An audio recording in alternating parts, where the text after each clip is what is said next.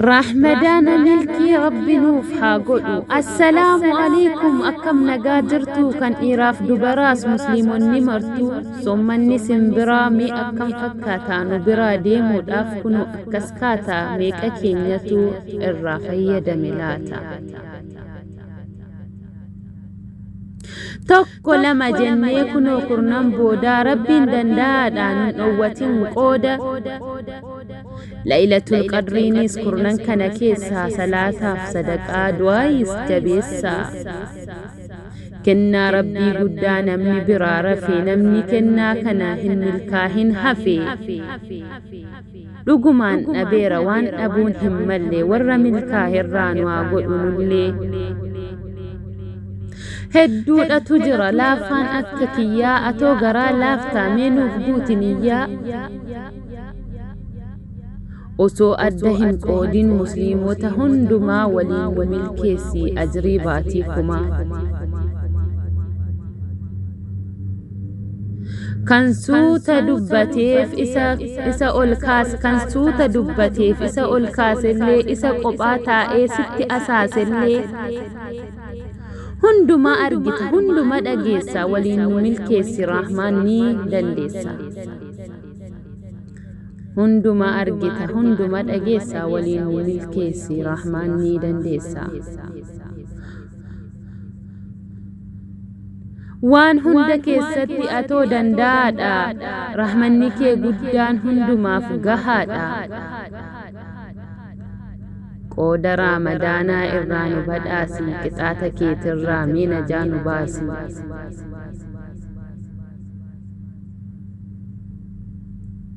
raamadaana milkii nu maraaf haa ta'u isa itti aanus rabbiin nu haa gahu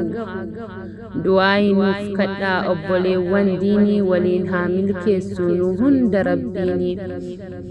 السلام عليكم ورحمة الله وبركاته كبجمتو تجالتمتو تهردوفتو تأفنان اندفتو أكم نافترتو نقاكي سنين الحمد لله نقاكوتي بقدراتم بقربيونا نسنجه جتا إقا كلن بودا جيني جر رحمداني وصول منونا السبنين ديمي فقاتي جراجتو دا كلن بودا قويا حتى كان إيقالما تاجدان قويا حتى إيقالما جتو دا guyyaa kamisaa itti kajamaataa jechuudha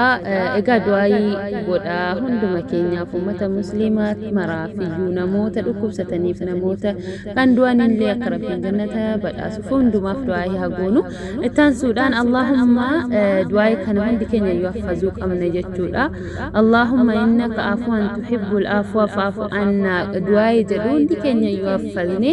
jechuu qabna allahumma innaka afuwan tuhibbul afwa فاعف عنا دعائي كلا جتو هندي كينيا يو حاجنو اغا ليلة القدر اغتو جتون اكا قلبي متي وان كايري رتنوي قراو نوي دعائي غدو نوي ذكري غدو تاي يعني اغتو دا اكا سترغموس قبنا جتون جالدا هندما كيسنين جتو دا حديث وي ارغما ربي صلى الله عليه وسلم اكا جتو دا اندبتن جدا حديث وي جتو دا mana kan bareeda ta'e ala laalaan keessi saamullatu keessa ilaalaan mu'alli saamullatu jechuudha mana haalaan bareeda ta'edha mana jannata keessa jechuudha tu jira maal jedhani sahabonni rasuulli dubbatanii yennaan sahabonni yaa ergamaa rabbii jedhanii sallallahu alaihi wasallam eenyuuf manni bareedaan akkanaa kun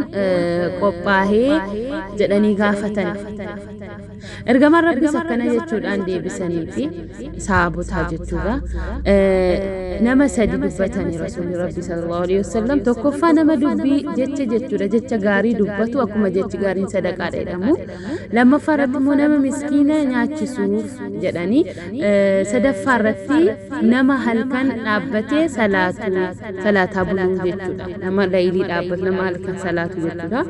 rabbiin egaa nama kana hojjetu rabbiin nu haa godhu sadaqaa ilaalchisee hundi keenya iyyuu saddaqachuun dirqama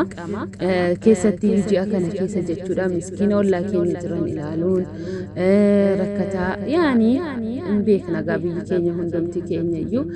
wama qabnurraa jechuudha luqumaadhuma qabnurraa qooduudha kana wal yaadachiisuun immoo beekee osoo hin taane hammuma beekanurraa jechi gaariin sadaqaadha akkuma jedhamu isin yaadachiisuu